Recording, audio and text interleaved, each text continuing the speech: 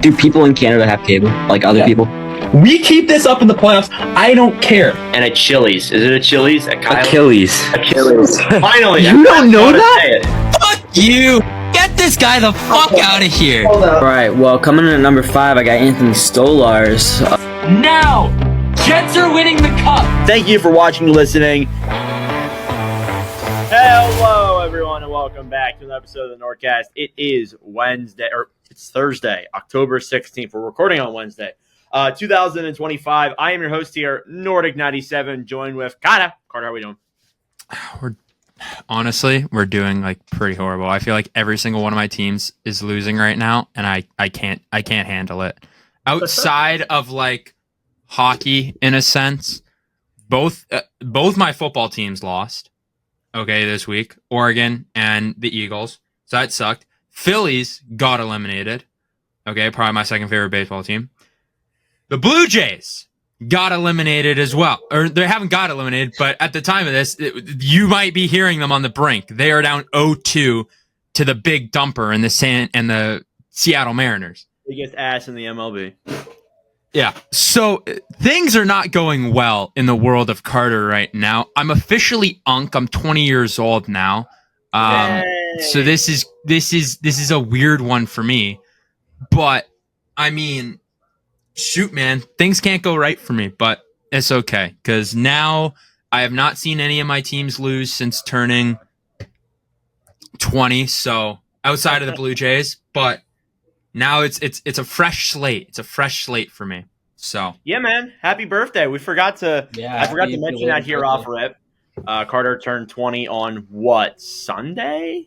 Yeah, Monday. I don't remember. Sunday. All the days are meshed together at this point with all the Philly sports losses I've been going through. But yeah, man, happy birthday! How does it feel to be 20 years old? I feel no different, but now I feel like I have to hit an extra level of like maturity because I can't say that I'm a teenager anymore. However, I would like to say, first of all, I am so happy that my birthday is like at this time because it usually lines up where I'll have Thanksgiving at some point during my birthday. Like at least for one of the dinners, I'm having Thanksgiving on my birthday. So that is actually unbelievably awesome. On the days where it lines up on my birthday, it's amazing. Even on the Sunday, it was awesome. So you get anything nice? I got a lot of cool things. I got new skates, but I got to go get them. I got to go get fitted for them.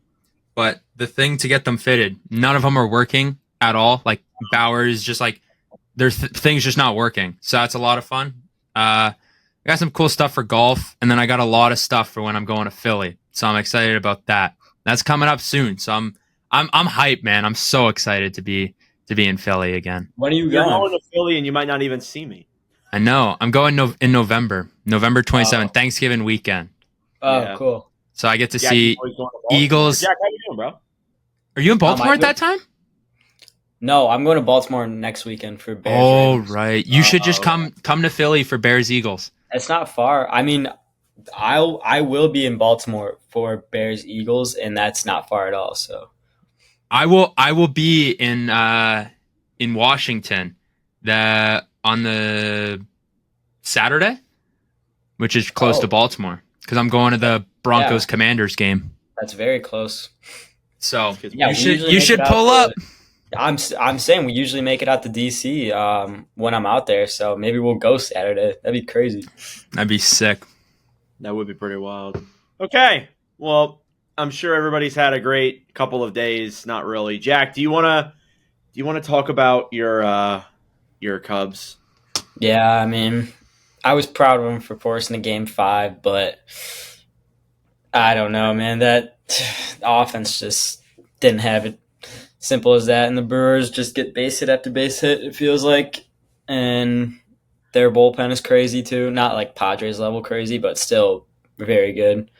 But yeah, once we won game 3 and 4 at home, I'm like, oh gosh, like all the momentum's on our side. And I thought they were going to go in Milwaukee and win game 5. Like I convinced myself that they were going to win that game, and they didn't. It was stupid of me to do. So, Well, that's what we all do. I mean, when the Flyers came back from down 3-1 in 2020 against the Islanders, my delusional head was like, oh, Game 7's ours. We're winning Game 7. All Let's the go. pressure just shifts. The pressure shifts so far, and We felt the same thing with Panthers Oilers. That was a great game, but Panthers won in Game 7, so it's It is what it is, I guess. Okay, we got a lot of hockey here to discuss. The season has opened up, and we have gotten started. This is our first episode since then. We got to discuss a contract that is a absolute highway robbery. Lane Hutson re-signs with the Montreal Canadiens for 8 years, $8.85 million. Now, this deal does include $55 million in signing bonuses, so he's basically getting like what he is making in the contract and signing bonuses, so he's basically getting double this. But regardless, this is an absolute steal of a contract. We all speculated, and I don't know if we really talked about it here on the NordCast, but we definitely did on the MVP. We discussed how, like, what is Lane Hutson going to get with Jackson Lacombe and Luke Hughes signing these big contracts? He's not even the highest paid defenseman on his team. That's the craziest part about all of this. Noah Dobson makes more money than him. It's absolutely wild. It is absolutely highway robbery. And Kent Hughes should, I said this when it was signed, they should build a statue in front of the Bell Center. That is just Kent Hughes. Like, literally, this is like absolutely insane. So, first off, what do you guys think of this deal? Then I'll go a little bit more in depth with it. Go ahead, Carter. I mean, dude, this deal is ridiculous. I was doing like a lot of thinking over this and comparing this to Hughes and Lacombe, both of which are making 9 except for Hutson. Lacombe and Hughes are pretty much at around the same. I'm gonna go from Hutson to Hughes to Lacombe. Games played 88, 158, 159. Goals 6, 17, and 16. Assists 64, 80, and 44. And then total points, Hutson was 70, Hughes with 97, and Lacombe was 60. Now, Hutson is more of the offensive side. Hughes is kind of the best of both worlds, and Lacombe definitely plays a little bit more defensive. But with how much the NHL has shifted towards these offensive defensemen, you kind of would look at Hutson as getting more money than them and all these other things. Not to mention, he's coming off a Calder Trophy in a pretty good race, I'd say. Him, Michkov wasn't really in it, but he was kind of in it too. Him, Celebrini, Michkov, Wolf, like he was in a very good Calder. I think between him, Celebrini, and I guess Wolf, anyone could have really given it to any of those three. But I mean, dude, this contract is just so good. Like his skating is unbelievable. He's like a mini, like Quinn Hughes. In a sense, it's ridiculous. His skating is unbelievable. His passing is unreal as well. His IQ is sick too. I mean, he's ridiculous, man. The fact that they got him for under Hughes and Lacombe, it's ridiculous to me. I'm impressed. I'm in shambles. I'm truly in shambles. Jack, any thoughts on the deal? Yeah, I mean, just watching the guy in the USA sweater and in those tournaments, I mean, he just takes control of all. Like every time he's on the ice, he just has full control. It really does remind me of a guy like Cale Makar. And I mean, you heard the cheers for him in the Canadiens home opener. I mean, that was ridiculous how loud they were for him. Like you couldn't even hear his music. That was pretty cool to see. Yeah. But yeah, a great deal. I mean, he might be the face of that franchise at this point. People had criticism about his defensive game, and like, yeah, it's an argument, I guess, but like the offensive game really does rule that out, in my opinion. And do you have his plus minus? What's his plus? What is his? I think it was like 2. I think it was -2 last year or something. All right, like that's that. not even crazy. Well, Montreal last year had some. I mean, he was playing with I think Jaden Struble, Caden Gooley at points in the year. Yeah. I mean, again, like Montreal last year wasn't the greatest defensively. A lot of people blame that on Lane Hutson. But I said this, like, if Hutson doesn't perform how he did last year, I don't really know if Montreal makes the playoffs. Because remember, like, they barely got in there in a wild card spot last year, and they were just ahead of Columbus. Like, if Lane Hutson's not there, I don't think they make the playoffs last year. So he played really well there, too. People forget that he was also, I think, 5th or 6th in Norris voting last year as well, in terms of the Norris Trophy as a rookie. He broke rookie defensive numbers. Like, again, like even if you didn't think that he was going to get like, $11 or $12 million, like some people speculated he could, you could have gotten him. He could have asked for like 10. He could have been like, screw you, ask for screw you money, essentially, with winning a Calder Trophy. And even what makes it even crazier is that we got reports right before all this broke down that the negotiations were getting ugly and these guys had to take breaks. Like, they took breaks from negotiating because of how bad the debates were going with his family being involved and doing interviews and stuff. It wasn't looking great. And apparently Hutson was offered a lot more money. He turned it down. It's unbelievable. Again, you look at Montreal, like their core now is essentially all locked up. There's nobody being paid above Noah Dobson, which the fact that Dobson's their highest paid player is laughable. It's actually insane. The guys you have to sign, obviously Ivan Demidov needs a contract eventually. Zach Bolduc is going to get some good money. But, I mean, what legs do these other guys really have to stand on since Hutson just took 8.8? What legs do they really have to stand on to ask for that much more than them? Like, it puts Montreal in such a great situation. Like, they have $27 million in cap space next year to sign Demidov, to sign these guys. I know they have guys coming off the books, obviously, and they're players who need new contracts. But this deal just really sets up Montreal to have one of the best cap structures in the entire National Hockey League. They really remind me of, like, the New Jersey Devils in a sense, where the Devils have a lot of their guys like Jack Hughes locked up for $8 million. They have Bratt for less than that. They have Heischer for even less than that as well. Like, they are in an unbelievable cap situation right now. And you see teams like, you look at Florida even. Like, Florida, yeah, they have Barkov, who does get paid a certain amount of money and all that, and Tkachuk obviously too, but like, they're in a great cap situation. Like, that's what Montreal really reminds me of. Like, they are in such a great situation right now. It's not even funny. Seriously. Yeah, especially like with you bringing up the cap. I actually did do some number crunching here. So the cap from this year to 27-28, it'll be at 113 million, going up from 95.5. So that is a 28 million jump over 2 years. Okay. I didn't think that was going to be sustainable, so I dropped it down to 9. It will probably drop down to less, but let's assume that there's a 9 million cap jump every year, which is probably not going to happen, but you never know. NHL has been really good lately, and they've been making a lot of money. So many people want to get in. Everyone wants to be involved in the NHL business-wise. So Lane Hutson's percentage of the cap from 2026 to the end of his contract in 2034. 8.5%, 7.8, 7.2, 6.7, 6.3, 5.9, 5.6, 5.3. Now, is 9 million sustainable? We could say no. Even if it's like a 4.5 jump, by the end of his contract, he is at sub 7% of the salary cap by the end of his deal, when he will be hitting his prime.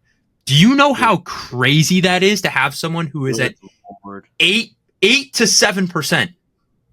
That is ridiculous. That is such good value from a player that's coming off a Calder. 66 points with 60 apples? Yeah, it's 60 assists. Like, I don't understand. 60 assists, and he's gonna be at like 7% of the cap by the end of his contract. That is insane to me. He's only gonna get better. Like, what the fuck? My God. It's nuts when you look at it that way. You guys think it's the biggest steal in the league right now? McDavid at 12.5 for the next 2 years is ridiculous. But as far as long-term contracts, I just forgot about that. Besides McDavid, long-term deals, it's probably like Mike Bartner said a take, and I really liked it. He was like, "Could this be a top 10 contract already in the league on the first day it was signed?"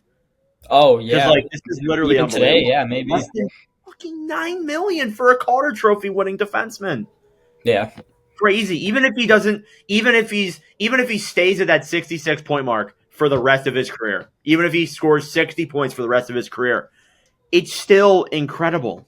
Like, my God. Like, I feel like too, like, I look at Montreal, I think they have things they need to improve upon. I think they need to fix their number 2 spot. Their depth is better than what I say it is, but I think it should be better.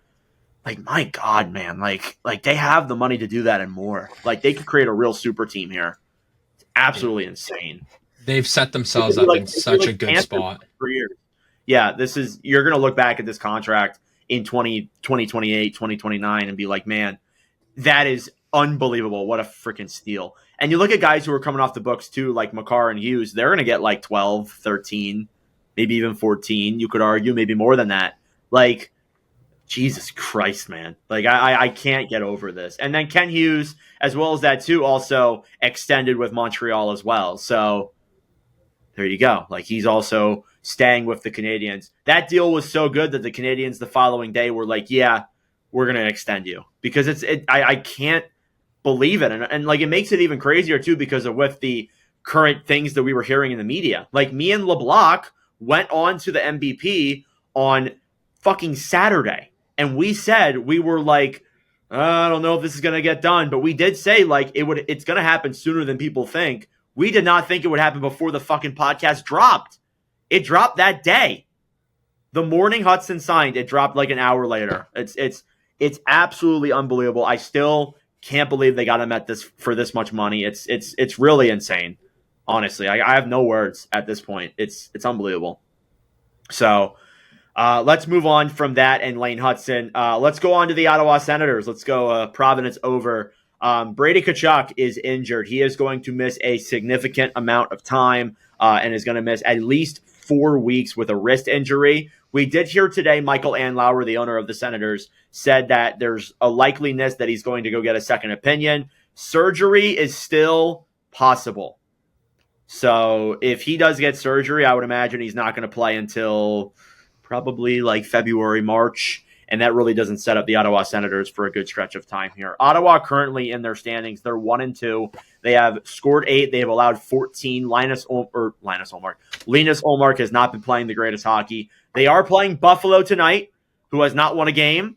So I do want to say that, but the Senators are off to a little bit of a rough start here. I know it's 3 games in, but man, losing Brady Tkachuk like that is going to be detrimental. What do you guys think? Yeah, I mean that's their captain. That's their go-to guy whenever they need a big play. I mean, he even led Team USA, and I mean that's a guy everybody on that team looks up to. So it's definitely it's tough for the Senators and a team that definitely has higher expectations than they've had the last couple of years, and to lose your best player like that just sucks. It does. It absolutely does. Carter? Yeah, I mean, like, this definitely sucks for the Ottawa Senators by far. I mean, he's their captain. He's their focal point. He's the guy they go to when they need a spark, not even just a big play. When they need him to go out there and fight, he's out there. When they need someone to go stick up for a teammate, he's right there. I mean, he's a big part of why they made the playoffs last year and why he'll continue to be the face of that franchise for the next little bit here. I would like to say that shove by Yossi was just not needed at all. Boarding all day. Tkachuk didn't have the puck. Like, honestly, like, it could have been more than that too. But I mean, just an unfortunate play. Yossi's not like a dirty player at all, but that was kind of a dirty-ish play, especially when, you know, Tkachuk's not expecting to get shoved from behind there. I'm not saying that Yossi should get suspended by that by any means. I think it was unfortunate. Brady Tkachuk kind of toe picks there too, and that propels him into the boards and everything like that. Yeah. But I mean, man, it sucks because that's a play that Yossi didn't have to make, and then it just leads to an unfortunate thing for Tkachuk.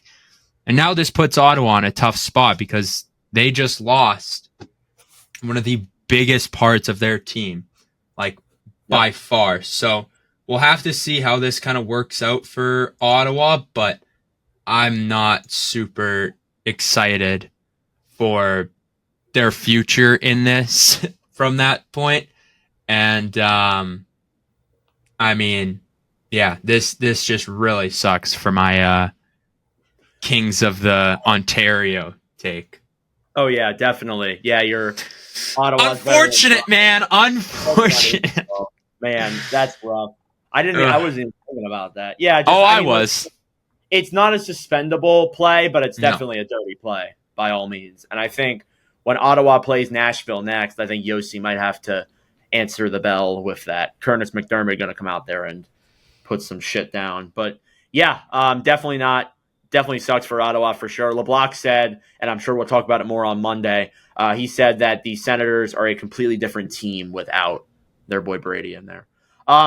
the no goal call. So the Sens obviously had their home opener. LeBlanc was ironically enough in the arena for this. So basically, Tim Stützle skates through the crease. He interferes a little bit with Roman Josi. Then he skates away. He's obviously trying to go and get to the backdoor side. And then moments later, a shot goes past Saros. If I said Josi, I'm sorry. Goes past Saros and into the net. And the refs waived it for a no-goal call. I want to know your guys' thoughts on this. I do have a little bit of an unpopular opinion about it, but I just want to know what you guys think about this first. Was this the right call or was this the wrong call? Go ahead, Carter. I need to see the clip still. Okay. It's on Instagram? You sent it in the group chat. It's from Twitter. Yep. I can go both ways with this. I'm going to lean towards the no goal route. Mainly because any contact with the goaltender when a shot comes right after is typically going to be waved off. Doesn't matter if it's away from the play or if it's in the play, it should not matter. Any contact with the goalie that affects him in any way is no goal. I understand it. He's going to the right side. Saros is in front and he's about to move. But if you think that bump doesn't make Saros go, whoa, make him think for a split second, that puck's in the back of the net. Right? So yeah, I'm going to lean a little bit more towards no goal. I can understand the argument of, well, the shot's not there yet. Saros still has a chance to get over there. But it's about principle. If you want to build this off of, well, he still had a chance to get over there, how many goals can we go back and look at and be like, well, he still had a chance. He still had a chance. If the play would have kept going and that shot maybe misses wide and everything goes around, 100%. And they end up scoring later, 100% goal. But it's the fact that the goal shot came right after, as soon as Stützle came in there and made Saros think an extra second, and that puck's in the back of the net. So I'm leaning more towards no goal here. Jack, what'd you think about it? Yeah, I think just as, I don't know, I guess the years go on, like, I think it gets more and more, like, calls of no goal on that. Like, if you bump a goalie, like, even, 10 seconds before the puck goes in the net, I feel like most of the time it's still called no goal. So on this one, I would lean toward no goal, but I could also see a world where it is a good goal. But I mean, Saros just kind of, I don't know, he looked like he was back in position and then just kind of like slid out of position. I don't really know. I'm going to say no goal though. So I've seen worse ones get called goals and I've seen worse ones get called no goals. This is a tough one. I am on the side of Carter as well, that it is a no goal because you can't touch the goalie. Like, that's pretty much what it is. And Stützle touches the goalie, and there's really no denying that. He also skates through the crease. It's soft though. Like, it is one of those ones where it's like, you're not trying to interfere with him. You're trying to get into the position to where, oh, you're in the back door. You can maybe, if it's off the goalie, you can just tap it right in. But instead, that shot from Sanderson just goes boom, right into the net. It's a tough one because I think that it's honestly the right call, and Sens fans like LeBlanc's not going to like that, but it's a soft one though. Like, I feel like I see the side where it's like, oh, that should be called a good goal. But at the same time, the rules are you can't touch the goalie. And that's pretty much the thick of it. You can't touch the goalie. That's more or less what it is. It does really suck because he, first off, barely touches him. And secondly, he's not trying to touch him. He's trying to move around him and get into that spot to score. He's trying to get into a scoring position. And it sucks because, again, like, it's soft. It's a pretty soft one. Yeah, it's definitely a soft one, especially because, like, I just watched it back again, and Saros doesn't really, like, he doesn't move. Like, it's not like Saros's pad twitches back a little bit. It affects his push. It didn't. But at the same time, where Stützle's skate is and where Saros' skate is, that's like dead center of the crease too. And it's not like there was anything impeding him. Like, he had so much room to go outside the crease a little bit. Plus, Brady Tkachuk was right there on the back door as well. So, I mean, just an unfortunate play for them there. But, I mean, you can't touch the goalie. That's going to be a standard from now till the end of hockey. At least it should be. As Nordic said, we've seen worse ones, worse goalie interferences be called a goal, and we've seen some super soft ones be called no goal. This one is quite soft, but I completely agree with it being called no goal. Yeah, it really sucks because like there is interference with the goalie, but he doesn't like interfere with him, if you get what I'm saying there. Like he doesn't, again, as you said, you made a good point. Like he doesn't like really affect him that much to the point where like, oh, he physically cannot make the save. Like he's not like running directly into him or like hitting him on the side to where like he falls on the ground or something like that. No, he just like, he kind of just grazes him. Like he just touches him. And it really sucks because although he's not like interfering like really with him, he's still touching him and interfering with the goalie. So I do agree with that. It's a no goal call, but it's a soft one for sure. So I did want to bring that up. The New York Rangers. The New York Rangers. So I want to ask you guys something. What is more embarrassing? What the Sabres are doing or what the Rangers are doing? Because we're going to talk about both here. Probably Sabres, just because it's gone on for years and years and years. I would actually disagree. I want to say Rangers because the expectations are so high. They are, And especially after last year. Can I read off a stat first before we go? Go ahead. Okay, so the Rangers, as far as active NHL teams, have had the longest home goal drought to start a season at 180 minutes. Does anyone want to guess at what the team is that has the longest time? Is like inactive? It's an inactive. They're inactive. I want to see if Jack knows, because I guarantee Nordic, you know. Yeah, I but saw Jack, the stat, Jack, you definitely know the team in more sports than one. They currently exist right now. Yeah, they do currently exist. It's kind of crazy. Okay, can you say the question again? Because it's not in hockey. So it technically is in hockey. The team is no longer a hockey team name. It is now a different team name. But the longest time before scoring opening goal on your home ice from the time of the start of the season. Right now it's at 180. The Rangers are at 180 minutes. Okay. And this current team from Pittsburgh was at 185. He's not going to get it. He doesn't know. From Pittsburgh, it's not hockey? Not hockey. Well, they were. It is hockey, but it's not hockey anymore. Okay, it was a hockey team, but they're no longer a hockey team. They're a team in another sport. I got no idea. Jack, the Pittsburgh Pirates. Oh. From 1928, the Pittsburgh Pirates. That is okay. The Rangers just broke it from active NHL teams. They took it away from the Florida Panthers from 2001 to 2002, I believe, which is at 157 minutes. So the Rangers have an extra period under their belt. And I heard this stat when driving to hockey, and I'm like, there's no way this is real, right? And then I Google it here today to put this in my notes, and yeah, it's a real stat. The Pittsburgh Pirates. All right. So I know we're going off topic here, but the Pittsburgh Pirates are one of two teams that actually was a hockey team, but is now a baseball team. Can you guys name the other one? Oh, that I actually don't know. They were once the New Jersey Devils. Well, they were before the Devils. They relocated to Jersey. Oh no. You guys give up? Yeah. Weren't they from KC? Would it be? It's not the Royals, no. The Monarchs? No, not the Monarchs. The Colorado Rockies. Oh, it is the Rockies, right? Rockies were a team once. I know.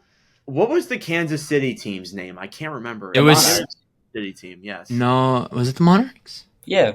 Yeah. I have the logo in my head, but I can't think of. Anyway, yeah. So Carter, how far away are the Rangers from breaking the record? I think they're 7 minutes away. Oh, from what it's either 7 or 5. I wrote down both and I scribbled over one, but I'm pretty sure it's 7. Okay, it is 7 minutes. 187 minutes and 19 seconds is the current record. The Rangers have 7 minutes and 20 seconds to score a goal before they are the team that holds that record. Wow. They won't be at home until Monday, by the way. So there's that as well. So they got time. They got time to figure it out, but this is bad. So going game by game here, they have not scored a goal in 3 home games. Their first one was their season opener, a 3-0 loss against the Penguins. Artur Shilovs gets the shutout in that one. Then on Sunday, they were shut out 1-0 by Washington, and Charlie Lindgren was the one that got the shutout. And then last night, they were shut out 2-0 by the Oilers, and I'm pretty sure... Stu! How do you get shut out by Stuart Skinner on home ice? Yeah, that's rough. That is insane. That's rough. Yeah. Going back to what I said, like between the Sabres and the Rangers, I got to be honest with you. I think that the Rangers is way more of a joke, and it's way more funnier because the Sabres. I hate to say this, and I really hate to because we're going to go into them next. I fear it's the standard in Buffalo at this point. With the Rangers, it's way more different for them having this kind of stat. Buffalo being 0-3, that don't surprise me at all. Like it's like one of those things where it's like surprised but not surprised but disappointed at the same time. Mm-hmm. That's what I really think about when I see that. But yeah, it's kind of wild. The Rangers, apart from that, like besides that, have been meh. They're 2-3, but those games have been on the road, and all their other losses have been at home. It's kind of wild when you think about it. I think they'll be fine, though. I think this is a better team than last year. Honestly, yeah, I think so too. Yeah, but it hasn't changed. It has definitely not changed. Okay, Buffalo. Hold on. Sorry, what do you but before we get away, I'd like to throw this out. Before we move past the Rangers, I want to say they've had some like good chances in this. Like I looked at the shots. They had 25 versus Pittsburgh. Not a lot, but a lot of teams can get a goal past with 25 shots. Washington, they had 35 shots. That's a lot of shots for a hockey game. Edmonton, they had 30. So they're averaging like 30 shots a game. They can't score. I looked at their shot chart map in those games. So many chances from right in front of the net and they can't score. Oh my God. I looked like, dude, their shot chart from like the slot. Like I drew, this is like a horrible drawing of it, but like I drew it down. Like this is versus Pittsburgh. Those are their 2 spots that were good. That was versus Washington. That was versus Edmonton. Like, dude, they've had so many chances in the slot and can't score. I don't get it. The one on the right side looks like a blunt. Whatever, dude. I drew my shot chart so I can like explain this and show you. You should send it into TSN. I should. It's a pretty good drawing, I have to admit. I mean, that's pretty much ESPN's coverage right there. Bag. He brings the drawings so that he brings good predictions and the McDavid and good drawing to the table. Oh he my predicted goodness. McDavid's extension. That's literally how ESPN covers hockey. So yeah, pretty much. Arda just did a besides Arda. Arda's yeah, Arda's to go. Yeah, my boy Arda. Okay, moving on then to Buffalo. The Sabres are still a joke. The standard in Buffalo is just mediocrity, poverty. It's everything. So we've seen a mix of paper bags, a Sabre beer that's shaped like a sword. So you can pretty awesome at the games. I saw photos where the seats are falling apart and the numbers are not like the right numbers. I saw something today that their tickets tonight against Ottawa are $11. You can get in for $11. Carter's just finding out about that now. I mean, that's a game against Colorado. I'll see you guys in Buffalo. Paper bags on fans' heads. There were jerseys being thrown on the ice. And keep in mind, guys, we are 3 games in. We are 3 games into this. And Tage Thompson coming in there and saying, we need to stop thinking about the past. Well, we are in year 15, Tage Thompson. So this has just been an absolute joke already. You thought maybe like Buffalo would like take this, maybe they'd be a little bit better this year because sometimes people think on paper they have a good team, but the standard has not changed. The standard has just not changed at all. And it's pretty much, and I was listening to the SDP on the way here today and really talking about how like this organization is just like absolutely just like a disaster from the top of the organization to the on-ice product. It's absolutely terrible. And guys, are you surprised they're 0-3? A little bit, yeah. Really? Yeah. I mean, you would think that there'd be enough motivation to like go out there and actually like compete for once, but I guess not. I think Thompson's a good leader there, but I do think, out of respect for him, they should probably move on from him. if things don't get better, at least. How long do you think it is until either of him or Dahlin ask out? Yeah, I don't know. It's a tough question. But I mean, I'd say keep him another year, one more year, and just see. I mean, who knows? They could be competitive this year. I highly doubt that, but also $11, man. It's like a Tuesday afternoon White Sox game. Yeah.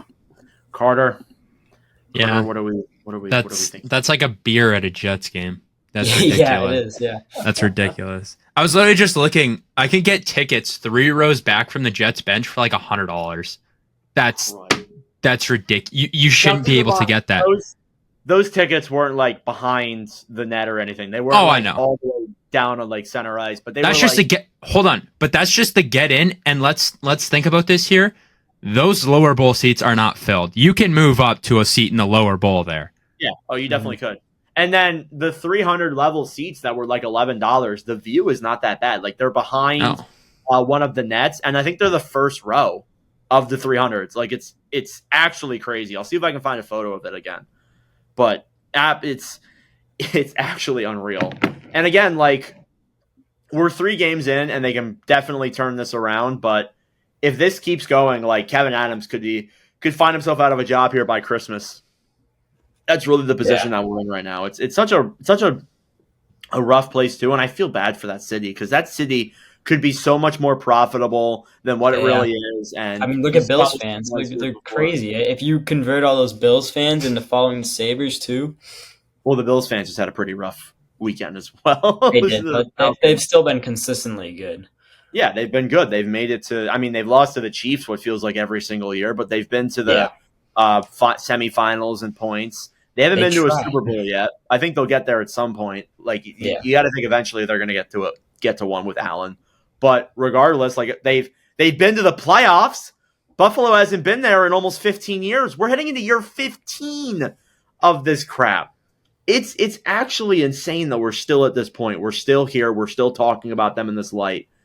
It's sad. It's seriously so sad that we're still discussing them. Like we even really thought after that year, and I'm sure we probably said it in our previews like 2 years ago, or we said it at some point on the podcast because we said a lot of stupid shit in the last 3 years. But like we probably said at some point, oh, this has got to be the year. There's some light at the end of the tunnel. I remember when they barely missed in 22-23, and we thought to ourselves like, next year could be the year. Like they could really get back to the playoffs. Like there really is light at the end of the tunnel. 2 years later, we're at this point, and like I don't think they make it for another 2 years at least. Like what is really stopping this roster right now from, if they go out there and they just like fire Adams and they just start over? What's stopping them from doing that? Like they could just trade Dahlin, they could trade Thompson and just start over again. It's disgraceful. It's absolutely disgraceful. It's so there's so many things on this roster that like you look at and you're like they need, like I don't even know what's wrong with, like this roster is not like horrible. Like this is such a nice decor. Like having Dahlin and Byram as your top pair is unbelievable. Like that's one of the better top pairings in the league. Not to mention you got Owen Power on your second lefty pairing. Like that is unreal. And to think that they're just going to hold on to this for as long as they can, not really make much progress in anything, it's upsetting. And they did the Philadelphia thing where they traded away Dylan Cousins, and they were like, no, we need something back that keeps us competitive. That didn't help you. And then you trade JJ Paterka, and you're just like, we'll just take whatever we can get. What? That's you can't change your standard at a trade deadline to the end of the season. You can't really do that. Like you can't say I want to stay competitive and then off season comes around and it's like, oh, you know what, we'll just rebuild. if you want a plan, you got to stick to it. And I feel like Buffalo has just done so much flip-flopping that they can't do it. They're going to have to start making some trades like ASAP and just I want to say blow this roster up, but they got to do a lot of there's a lot that they got to do. Alex Tuck being traded would be a great starting point for them. There's a lot of teams that would kill for Alex Tuck. He wants to stay though because he was from Buffalo. He wants to stay. But you kind of got to at this point just say I don't to stay there. One trade that really stands out to me as one that's like, man, that was an absolute flop is the Dylan Cousins trade. Yeah. And I want to give credit, like the SDP did a really good job at this. I was listening to it this morning. They brought up the fact that Dylan Cousins was traded to the Ottawa Senators with Dennis Gilbert in a second-round pick. They attached a pick to Dylan Cousins, a second, and they acquired Josh Norris and Jacob Bernard-Docker. Josh Norris is injured. He will miss the next few weeks. That guy's been through so much. He has not played a lot of hockey in the last 3 seasons. It sucks. It really does suck for him. I think his career is basically over at this point. Jacob Bernard-Docker, not even there anymore. So they traded Dylan Cousins for basically nothing. Like, Josh Norris is there, yeah, but he's not playing. Holy shit, man. And then Peterka, Kesselring's injured. Doan's playing, yeah. But they traded these star players away. Cousins is doing great in Ottawa. Paterka's doing, I mean, it's kind of early to describe how he's been in Utah, but he's obviously better than Doan and Kesselring combined. The fuck are we doing here, man? Like, Kevin Adams does not know what he's doing when he makes these signings, when he makes these trades. The only thing they're good at is drafting. But you can't just draft your way to a Stanley Cup. You can't. You can't draft your way to the playoffs. You need to make trades and signings. Oh, my God. This is absolutely depressing. Honestly, should we buy the Buffalo Sabres? Yeah, it can't be that much. I mean, all of these franchises are like $1 billion at this point. I think the Pagulas. I don't think Buffalo's going to be there for much longer. Let's be honest. They might pay you to take them and be like, "Hey, look, we'll give you $1 billion if you get this team to the playoffs." I get what you're saying. According to Forbes, they are all billion-dollar franchises. But yes, they really should. They really should get rid of Buffalo. Like, I feel like if we bought them, we could do a better job at managing the team. You think they take a McChicken? Yes. At this point, yeah. Yeah. Yeah. So, Carter, before we move on here to our boy Matvei Michkov, I want to talk about him for a little bit. Did you see, and I think I sent it to you, the Sabre beer, obviously, which is a great thing. You can kill yourself at the rink with it. Wicked. Wicked. Did you see the Tage Thompson chicken parm sandwich that's like a foot long? Dude, honestly, the only thing that can rival a jumbo jet. I'm going to be totally honest. Yeah, I think I sent that to you, and that's what you said to me. That thing is absolutely nasty. Jack, you seen that thing? No, I don't think I've seen the jumbo jet either. Let me look it up. Okay, yeah. Google. First off, the jumbo jet, one of the greatest things you've ever seen. It's like a massive hot dog. Love that thing. I've honestly probably lost a year of my life off of just jumbo jets. I'm going to be totally honest with you. The chicken parm sub, I want to talk about this real quick. Oh my goodness, what an idea. First of all, it's probably more expensive than a ticket to get into this thing. It totally is. There's no way it's not. But I mean, $30. That thing's probably $30. Here's a photo of it, Jack. Oh my God, this thing looks incredible. I'm not gonna lie to you. The only thing I don't know about is the bread. The bread is like, that's not my favorite. It's probably been sitting in there for months. With Buffalo. But this thing is insane, and it looks so delicious. It looks so good. It looks so damn good. Wait, why is it only in one section, though? Come on now. Let's get that thing. Let's get that extended. Oh my goodness. All right, guess the price. Oh no. $40. 32. Less. $20. Less. Oh wow. 10? $14.99. Wow. Damn.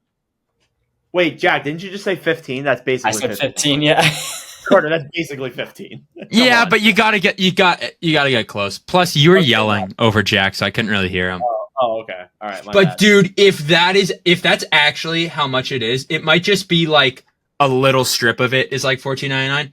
Either way, if that entire 2-foot chicken parm sub That is can't be. $14.99, if that's actually the real price, that is awesome. Yeah. That can't be. There's like four slices of it there. So I'm wondering like maybe if like 14's like half of it, and then you could buy a big one for like 26. Do you think that they made it that much because they know how much their fans are going to be stress eating, and they're like, here, we're just gonna like drop the price.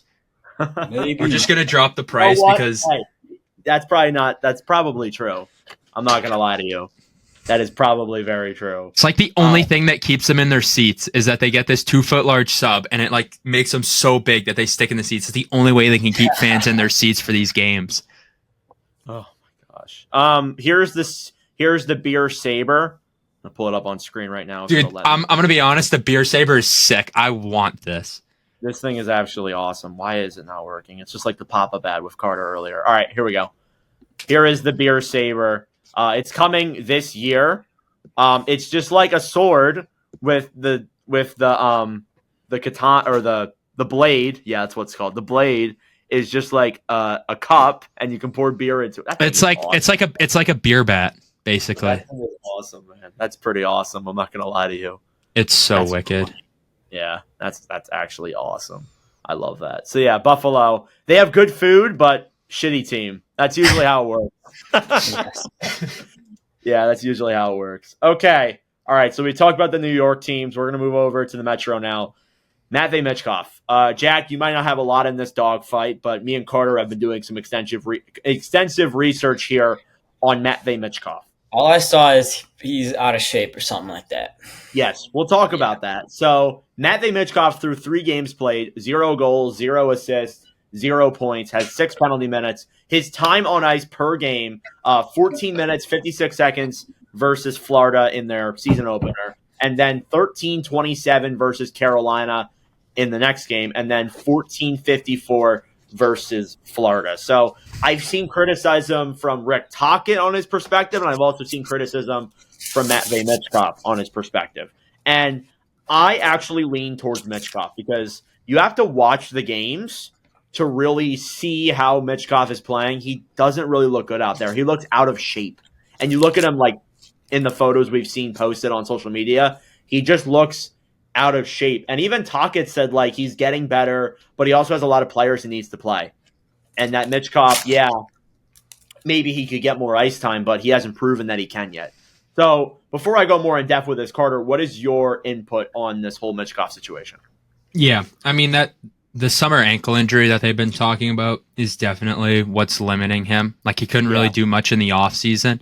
And when it comes to like cardio, you kind of need your legs for a lot of those things. On top of that, the Philadelphia Flyers have had 10 penalty minutes in every single game. He's not going to get a lot of ice time when a sixth of the game is spent on the penalty kill. He's not a PKer.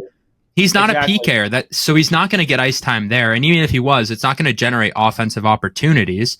So if the Flyers stay out of the box, Michkov's ice time could go up an extra 45, minute 30, right? Like we could see him up at the 16 mark. We could see him up at the 15 mark, right?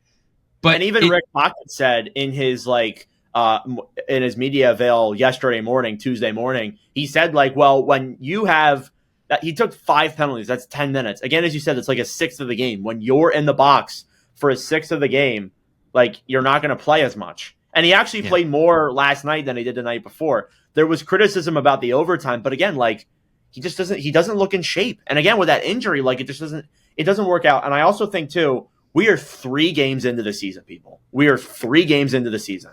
Mm-hmm. I hate overreacting so much. Like it's especially hard to do like a podcast when you're like a week into the season. You're 3 games in, 2 weeks in. It's so hard because there's so many teams that can turn it around like that. Like when we went like on like a 5-game point streak. Yeah, like that's like crazy. Like if we were back in 2018, 2019 talking about the St. Louis Blues, right? How they were literally in last till February, turned it around, won the Stanley Cup. Like it's so easy to overreact over teams so early, and it's a hard thing to do, especially 3 games in. Like we don't know who these guys are. We don't know who these teams are yet. So we're going to have to wait and see on Michkov. I'm not super worried about it. I know he's going to get better. I know he'll get his cardio up. He'll get his shape back, right? The Flyers will start staying out of the box. They won't be taking 5 penalties a game. They'll allow Michkov to get back into the game. And until the penalties come down, until everything like that comes down, we're going to be having these Michkov conversations. But it's the fact that he's also 3 games in, doesn't have a point. That's fine. I'm not super worried about it, anything yet. I'm not worried. Could it be a sophomore slump? Maybe. Like, we don't know. We don't know. If we get to next week and we're still in this situation, or even the following week, and maybe we get into November and he's still like not really being what he was, then yeah, we can have that discussion. I think he's just out of shape. I don't have any criticism for Rick Tocchet and what Rick Tocchet has to do with this. I don't think Rick Tockett's really that much at fault, to be blunt with you. Like, I think, again, like, Tocchet has a big team, and people are saying, like, oh, he's ruining Matvei Michkov and this and that. Michkov's not playing good. You have to watch the games. Everybody loves to jump on the coach. Like, it was so much of the thing with Elias Pettersson and a few other players, like, even with Tocchet, people love to jump on him. And now you're seeing Michkov struggle like this. Like, it's not Rick Tocchet. Michkov's not playing good. And again, as you said, we're 3 games in, and you're on the penalty kill for a 10th of the game. Like, come on, man. Like, you can't judge how a player is off of 3 games. A team, maybe. Like, you can definitely depict that and talk about it. Like, we talked about the Rangers and the Sabres today and how they're jokes and that. But like Michkov, man, you see the talent. You see the kid still has that. And I don't understand anybody who says, like, oh, you know, it's Tocchet's fault. It's been 3 games. We need to calm it down. We need to give Michkov time here. Give him a second. Give him a couple of games, like a couple of weeks, to get acclimated here. We forget that this kid's 20 years old. He's in his 2nd season in the National Hockey League. Give it time. Give it a moment.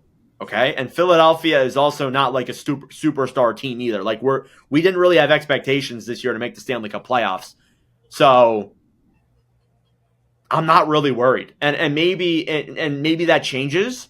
Like, again, Carter, like, if in a couple of weeks he's still like this, then we can have that discussion. But I'm not really worried right now. No. Plenty of players get off to slow starts. It's not uncommon to happen. Right? So take what you see these first 2 weeks with a grain of salt. Okay? Don't get too high, don't get too low on your players or your teams, right? Everything can change come December, come February, come even April, right? Everything can change. So just wait on your guys. This is more than just for Michkov. Like, wait on your teams, wait on your players. Everything will change. You'll be fine. It's still a little too early to like really have any opinion about any team, to be honest with you. I know we're going in here and we're talking about Buffalo and this and that, but I think it's too early to really judge anything else besides that. So we'll leave it at that. We are going to be a little bit of an overreactor here in a positive way. Matvei Schaefer has been absolutely incredible for the New York Islanders through his first 3 games. 3 games played, 1 goal, 2 assists, 3 points. In the game versus the Winnipeg Jets, Carter, I don't know if you watched this game, but the game versus Winnipeg, he averaged 26 minutes and 35 seconds in his third NHL game. Third NHL game. Unbelievable, man. He's a dog, man. You look at the Islanders' blue line. Look, I know you guys see it too. Their blue line's not that great. I think we look at the blue line and we look at the team. They're not that great. The Islanders are last in the league right now. They are 0-3. They have 0 points. They have a -6 differential. The only reason why they're not 32nd is because Buffalo has scored 2 goals through their 3 games so far. Yeah. Like, this kid is unbelievable. What do you guys have to say about Matvei Schaefer? I mean, if he can be a point-per-game player in his rookie year, I mean, he is right now. I mean, I know we're 3 games into the year, but that'd be huge for them. Huge. He's like awesome. Yeah. Sorry, Jack. I had so much criticism of them keeping him in the NHL just because I was like, he played so little in juniors in his draft year, and I was like, is he really ready to throw him right into the NHL right away? Not because like I didn't think there was potential there. There was absolutely potential there. There still is, and I was reluctantly proven wrong. But my thinking was like, he didn't really play a lot last year. Is it really smart to just throw him right into the NHL? But he looked good in preseason. I saw him play a preseason game. And so far through these first 3 games, I've been proven wrong. Now, again, maybe this doesn't stay the whole year, but you look at the all-time ice time by a rookie defenseman, Brock Faber, and credit to Mike Barner, I'm going to put it on the list, friend of the show, Mike. I'm going to put it on screen right now. The highest ice time on ice ever by a rookie is Brock Faber with 24 minutes and 58 seconds. You also see you have a guy like Owen Power on there. Duncan Keith is on that list. Ryan Whitney's on there too. Drew Doughty as well. I think Schaefer, with the way the Islanders' blue line is, how weak that defensive blue line is, I think there's a real possibility that he is going to play like 25, 26 minutes every single night. Maybe not for the whole season, but again, like he could break this record. I really think he's going to. Now, the one thing that I'm a little bit like, again, it's so early in his career. You do have to be careful though with like overplaying him. We saw a lot of defensemen get overplayed in their career and then their careers end up ending early. For example, PK Subban's a good one. He got played a lot in Montreal and his longevity wasn't that great moving forward. After Montreal, he wasn't the same. So that could be something there too that you could think about. But I think it's so early right now that Schaefer's been unbelievable. So I do ask you guys this, and I don't think we really talked about this. We did discuss awards, but we didn't actually like go into them. What is your guys' pick for the Calder Trophy? Oh, man. Right now, I'd say Schaefer. What was your overall one at the start of the year? Let me pull up the sheet right now. I'll get back to you in a couple seconds. I know you had it, Jack. Carter, what was yours? I think mine was Demidov. It was either Demidov or Schaefer, and I know that Snuggerud was my dark horse. Well, Demidov, by the way, I mean, we can give shout-outs to all these guys. Demidov, by the way, just had a 2-point night last night, scored the game-tying goal, had a nice assist against Seattle. Carter, Beckett Seneca, one of your Canada boys, has 4 points with Anaheim. He's looked good, man. He's looked good. You had Rinzel? Okay. Rinzel, Jack, I will say this. He's up there, too, in rookie ice time minutes. Oh, yeah. Even last year when he I'll pull up his numbers right now. I'll give a shout-out to he scored a nice goal the other night. No assists yet, but it's all right. Oh, he scored his first NHL goal? Yep.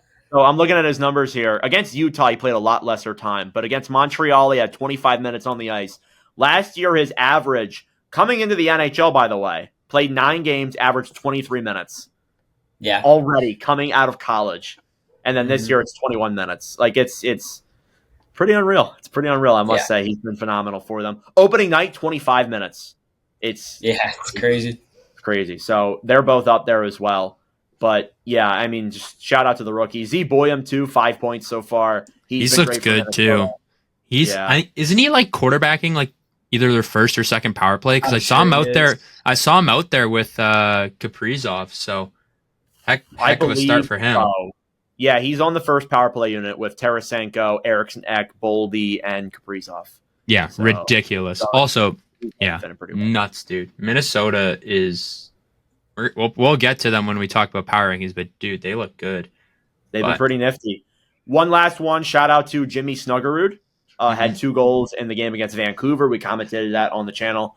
He looked great in that one as well. So, I mean, overall, like, this has been a very entertaining rookie class already. I am pretty excited to see what's going to come here throughout the rest of the season. It's a little bit too early still. Like, I'm not going to overreact and say, oh, Schaefer Calder, but I think he might move up in my rankings pretty far.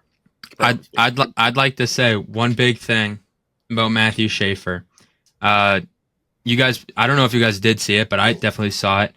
The quote from Scott Arneal after the game. I did not know. He goes, "I'm glad he's in the East." And then he said a few other things. Boy, can he skate. There's a guy in Colorado who has the same kind of poise and ability to move. That is Oh, high praise already for 3 games in. And he is not wrong about that either. Matthew Schaefer can move. This kid has some crazy edges. He has some crazy, like, he's ridiculous, dude. Like, he's going to be a Norris finalist, potentially champion, Norris winner at some point in his career. He is that good, and he looks that good already. So shout out Schaefer, already looking like Cale Makar according to Scott Arneal. But oh yeah, I agree with him there. From a Jets perspective, I'm glad he's in the East. From a Flyers perspective, why the fuck does he have to be in our division? Yep. Well, thank God the Islanders aren't really there yet to be a good team just yet. Okay. So we got some other pieces of news here. First off, you guys are going to maybe blind react to some new jerseys that have been released. First off, the Pittsburgh third jersey. I just sent it to the group chat. I love this jersey. LeBlanc hates it though, but I love this jersey. What do you guys think about it? I just sent it to the group chat on Snap. It's the all yellow one, eh? Yeah, I love. I like it. Yeah, thank God. At least somebody likes it. LeBlanc came on and was like, "I hate this jersey." I'm like, "You are just such an idiot." There's not much you can do with the yellow, I will say though, but they made it work. It's a little generic, but like it looks clean. Yeah, it's like, all right. Maybe it's a little bit boring, but I think it looks good. Just to be honest with you. So I mean, I would definitely get this. What about the LA Kings Crown Alt jerseys? I need to send these back to the group chat again. I didn't get a screenshot of them. Didn't we talk about these last week? Did we? Yeah, we talked about the LA ones last week. Okay. All right. Well, I'll send them. Jack. Because you wanted this last week. What do you think about these LA Crowns, Jack? I forgot about that. I don't like them. You don't like them, really? Why? I like the helmets, but I don't know that logo. What you like about this? Oh my god! Yes, That's I like the helmets. crazy. And I hate the logo. The logo looks stupid. You don't like. So do you like the one where it's like the actual purple and yellow one instead? I like of the purple. I like the purple and yellow. Okay. Yeah, I like both of them. Like, I don't see the hate in this one. LeBlanc despises this jersey too. I'm like, dude, you got to stop. LeBlanc hates new things, I fear. I hope he listens to this podcast. One more thing. Before we get into the power rankings here, the first ones of the season. Have you guys seen the NHL mascot hats? No. These things. Oh, I think I know what you're talking about. Do you guys see cool. them on screen here right now? So for Yeah. the audio listeners, I recommend you guys go to New Era Caps. There is a mascot hat with the photos of the mascots for every team on their website. They go for $50 now, American. This is Chicago's hat. Jack, what do you think about it? I like it. They're So fitteds? Hold This on. is so tough. This is so Hold on. This is so awesome. We'll show like the one that I think is so cool is Detroit's. Detroit's is absolutely awesome. Oh yeah. I looked at that one, like my girlfriend's a Red Wings fan. I looked at that one. I'm like, man, I think I need that one myself. I really like Montreal's one's pretty nice. Yeah. I love Philly's. Philly's pretty cool. Gritty is going to be the number one selling out of all these. Yeah. I don't know. I don't even know if these are new, to be honest with you. These could be like a year old, but like I'm just discovering them now and they're so damn cool. There's Bowie for Seattle. Where's Mickey? That's pretty nice. There's Chance, and then here's the Moose. Bang. The Moose. This is pretty nice. I like this one That's too. a good one. Yeah, I wish the logo maybe was a little bit bigger, but still, it's pretty nice. I actually have an unpopular opinion, Carter. I know you like these kinds of hats. I don't like these kinds of hats. I like the snapback ones where you can like adjust them on the back. Those are the ones that I like the most. But even still, I'm still getting this hat and these. I just like any kind of hat. I'm gonna be totally honest. I'm a hat connoisseur. I have like a bin of just like purely random hats. I have. Well, you guys so have seen my many hat different rack. kinds. That's in the background of most of my videos. So. Yeah, I'm a big hat guy for sure. I even have like a wheel on my phone that like whenever we do a podcast, I just like do a little spin and then I get a different hat for each episode. That's why you guys see me wearing different hats every time. So we're big hat guys here on the podcast. Yeah, all right. Stuff. Unless if I missed anything, there have been a few injuries, but we'll move on from that. Did I miss anything you guys wanted to discuss? I got nothing. How about Nazar. Nazar? Yeah, Nazar. Oh, of course you want to talk about Nazar. Yeah. 5 points. Shocker. Frank Nazar has been pretty tough. Yeah, I'll go He there. might get more points than Bedard this year. Yeah, 2 goals or 2 points in that home opener game. We're looking pretty nice. How about the Alex Nedeljkovic disaster class? You guys see this? You guys want to talk about this? This was a little bit Yeah, we earlier. can talk about that. It Yeah. was last week. I'll send it to the Snapchat group chat. But basically, San Jose, they're playing in the game with 1:46 left in the third. They missed the empty net twice. Vegas comes down the other way. They shoot it in on Nedeljkovic. It's an unlucky bounce that goes into their net, and Vegas ties the game up with 1:50 left. And then in overtime, Nedeljkovic comes a million miles out of his net and tries to play the puck, and then Jack Eichel, I think it was, or whoever that is, number 19 on Vegas. I'm completely blanking. Dorofiev? I don't know. Whoever it was just completely moves around him and scores. And this photo right here, I said it on the MVP. This summarizes San Jose's season 1 game in. It's just hilarious. They want McKenna more than the Hawks do. Yeah, you know what? And then this is what Yaroslav Askarov said. He said, "Shit happens."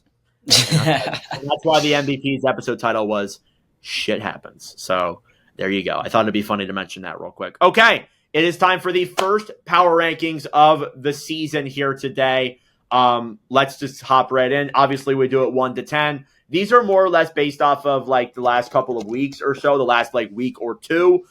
So this should be a pretty easy one this week with the season literally just starting up. So give me a second here. I forgot to grab a pen. Are we going 1 to 10? We're gonna go 1 to 10. Yes. So I'll let Mr. Jack go first. Be calm. All right. Go first. Jack, who are we thinking of number 1? Number 1. Oh man, I'm gonna go Carolina. Carolina. Okay. Carolina, 3-0, 6 points, plus a goal differential. They've been phenomenal. Yeah, the goal differential is what put them over Dallas for me. Love that. Carter. Yeah, I'm gonna go. Ooh. Yeah, I'll take Dallas there. I think their power play has been so good. Not to mention, I think their power play has been really good. The only thing that kind of scares me is they have 2 shorties against so far, which does kind of suck. But I mean, their PK has also been pretty good so far as well. So, I mean, I feel pretty confident there in putting Dallas at 2. Dallas at 2.